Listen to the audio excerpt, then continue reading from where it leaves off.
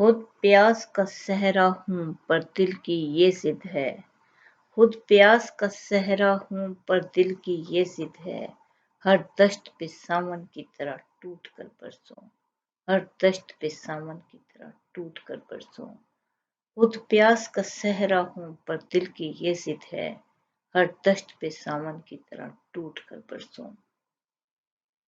इस शेर में शायर कह रहे हैं कि ज़रूरी नहीं होता कि आपके पास जो चीज़ हो आप चाहो कि वही दूसरों के पास हो, बल्कि बाज़ औक़ात ऐसा भी होता है कि आपके पास कुछ नहीं है तब भी आप चाहें कि दूसरों के साथ बेहतरीन हो, उनको सब कुछ मिले।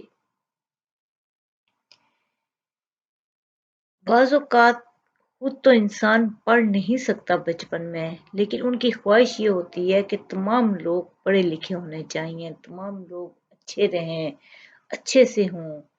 ज़रूरी नहीं होता कि अपनी महरूमी की वजह से इंसान ये चाहे कि दूसरे भी महरूम रहें, बल्कि होता ये है कि बाज़ औक़ात इंसान खुद किसी चीज़ से महरूम हो तो वो चाहता है कि दूसरे उससे महरूम ना रहें। दूसरों को वो बेहतरीन मिले, दूसरों को वो खुशी मिले जो उनको नहीं मिल सकी। वो किसी भी लिहाज से हो सकती है। ये एक हमदर्दी की अलामत होती है कि इंसान चाहे कि मुझे तो एक चीज़ नहीं मिली, किसी को क्यों मिले? या कोई किसी और को भी ना मिले तो उसको खुशी हो रही हो, ऐसा नहीं होता। जो अला ज़र्फ़ वाले होते हैं, वो ये चाहते हैं कि उनको किसी चीज़ से महरूमी मिली है, तो कोई बात नहीं, ये महरूमी किसी और को नहीं मिलनी चाहिए। खुद इन वो अपने पे ज़ब्त करके भी दूसरों को वो खुशी प्रोवाइड करते हैं उस टाइम पे, जो उनको नहीं कभी मिली होती। तो यही चीज़ सबसे बड़ी आला ज़रफ़ी की अलामत होती है कि इंसान ये चाहे कि जो चीज़ मुझे नहीं मिल सकी कब किसी वजह से भी, क्योंकि दुनिया में कभी कोई ऐसा नहीं होता कि इंसान को मुकम्मल तौर पे हर चीज़ मिले। अल्लाह की तरफ से कुछ चीज़ें इंसान को मिलती हैं और कुछ नहीं मिलती।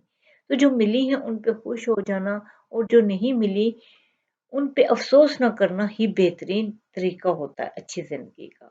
लेकिन उससे बेहतरीन तरीका ये होता है कि इंसान को जो दूसरों के लिए अच्छा कर सके, वो कर दे। कि खुद उसमें आपको गुंजाइश है चाहिए चीज़, लेकिन आप अगर दूसरे देखते हैं कि दूसरे महरूम हैं, तो आप उनके लिए बेहतरीन कर सकते हैं। यही बात शायर कह रहे हैं, खुद प्यास का सहरा हूँ पर दिल की ये ज़िद है, हर दश्त पे सावन की तरह टूट कर बरसूं।